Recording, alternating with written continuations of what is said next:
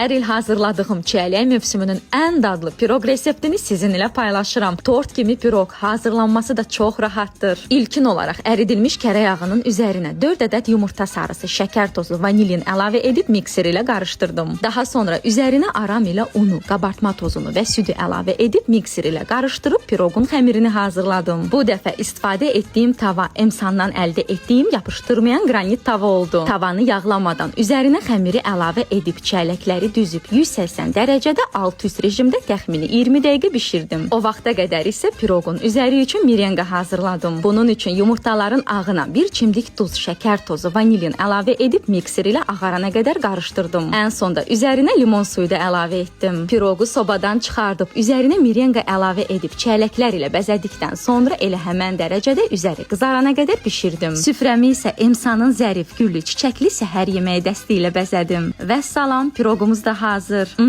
Dadlıdır. Mütləq hazırlayın. Sizə nuş olsun, mənə də xoş olsun.